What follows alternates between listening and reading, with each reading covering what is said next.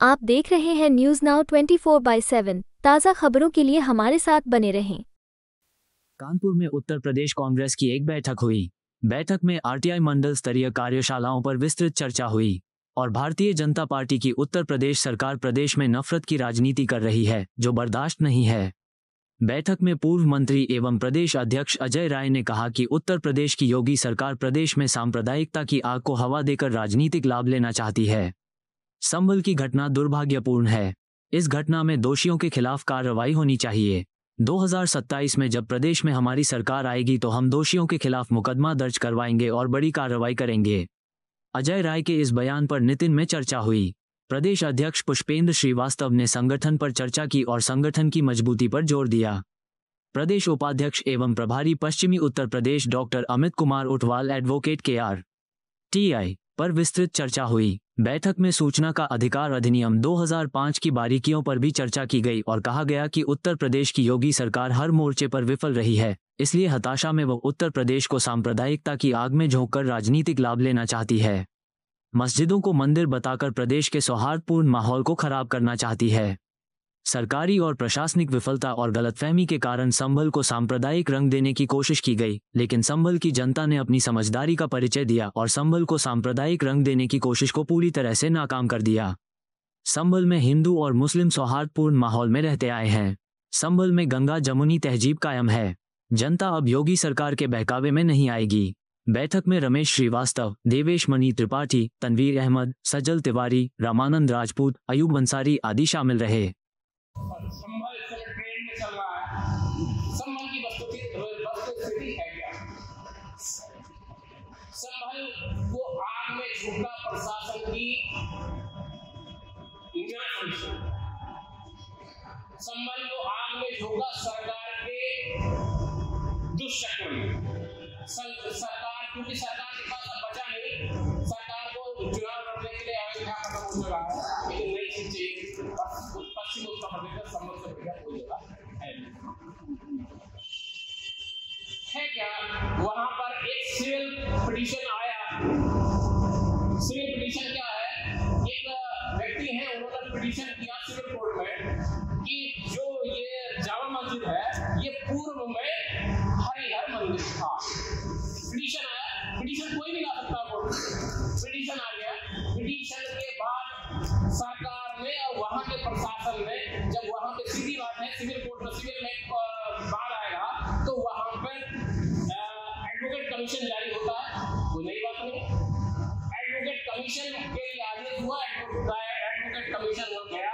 प्रशासन की सबसे बड़ी गलती थी कि दोनों पक्षों को, जैसे पहले तमाम चीजें होती हैं, जैसे कोई धार्मिक अनुष्ठान होना है, कोई त्योहार होना है, तो शांति समिति की बैठक बुलाई जाती है, दोनों पक्षों को बुलाया जाता है। तो प्रशासन को चाहिए था कि दोनों पक्षों को एक दिन पहले बुलाते कि एक ऐसे करके पिटीशन आया है, एडवोकेट कमीशन जारी हुआ है, एडवोकेट कमीशन वहां का मुआयना करेगा और वहां की रिपोर्ट कोर्ट में देगा।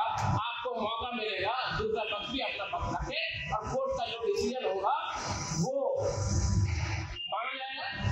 लेकिन प्रशासन ने ऐसा ना करके एक नई हवा दी और कहा कि एक कमीशन, एडवोकेट कमीशन आ रहा है, वो सर्वे करेगा। सर्वे और एडवोकेट कमीशन में जमीन आता है। सर्वे का मतलब होता है, जैसे उन्होंने कहा सर्वे होगा, तो लोगों को लगा सर्वे जैसे ज्ञान वापी में सर्वे हुआ है, उस टाइप से सर्वे हुआ। सर्वे का काम एडवोकेट कमीशन का नहीं होता, सर्वे का काम ASI का होता है। तो प्राइमरी स्टेज का केस था, वो सर्वे के नाम पर दूसरी चीजें का है। वो सर्वे की टीम को आपने सुबह को बुला लिया 6 बजे। क्यों 6 बजे का एडवोकेट कमीशन का क्या मतलब होता है? जब र्यूमर इस तरह की र्यूमर चलती है, प्रशासन उस र्यूमर को रोकने का काम नहीं, मतलब प्रशासन उस र्यूमर को रोकने का काम करता, संबंध आपने नहीं। दिक्कत है इस इंसिडेंट में 5 लोगों की जान गई, तमाम नुकसान हुआ, प्रशासन के अधिकारी भी चोटिल हुए, पुलिस के लोग भी चोटिल हुए, एक प्रशासनिक अधिकारी का पैर फ्रैक्चर हुआ, गोली भी चली, लाठी भी चली, सब कुछ चला तो क्या था, केवल सरकार की सरकारी मशीनरी की नासमझी की वजह से संबल को आग नहीं लगाया। और इसका तमाम राजनीतिक लोग और इनके लोग तमाम लोग उसका लाभ लेकर संबल को हिंदू मुस्लिम के राह में रोकने का काम करने की कोशिश कर रहे हैं, जबकि संबल में ऐसा कुछ नहीं। संबल में हिंदू मुसलमान के साथ और मुसलमान हिंदू के साथ लगातार बैठता है, लगातार काम हो रहा है। हिंदू मुस्लिम का कोई भी फैक्टर संबल पे इस समय नहीं है, न था। ये तो केवल प्रशासन ने प्रदेश की फिजा बिगाड़ने के नाम पर, फिजा बिगाड़ने के लिए, आगे का 27 का चुनाव की तैयारी करने के लिए संबल को आग में रोकने का काम प्रशासन कर रहा है। और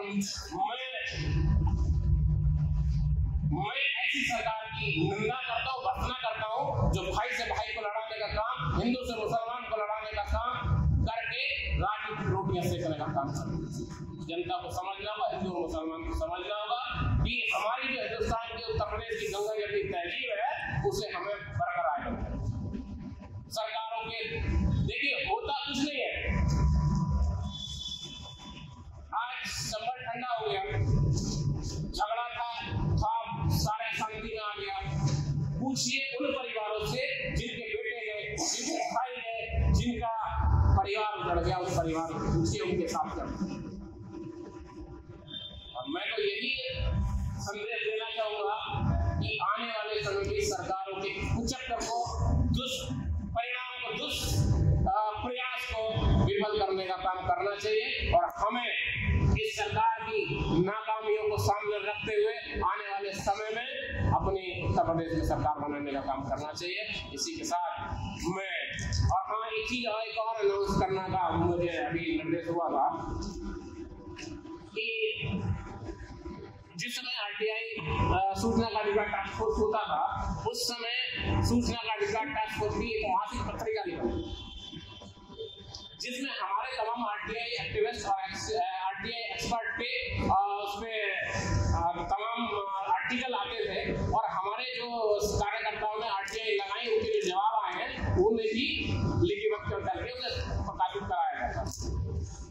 तो निकट भविष्य में बहुत जल्दी हमारा ये प्रयास है कि हम उस पत्रिका के रूप में एक नई कोई पत्रिका पब्लिश कराएं आरटीआई डिपार्टमेंट की तरफ से, जो ये पूरे प्रदेश को में जो है वो पब्लिश हो सके, डिस्ट्रीब्यूट हो सके, जिससे कि आरटीआई के लिए जागरूकता बढ़े। इसी के साथ मैं अपनी वाणी को विराम दूंगा। जय हिंद, जय भारत, जय भारत। संबल से खलील मलिक की खास रिपोर्ट। आपको यह वीडियो पसंद आया हो तो इसे लाइक करें, हमारे चैनल को सब्सक्राइब करें।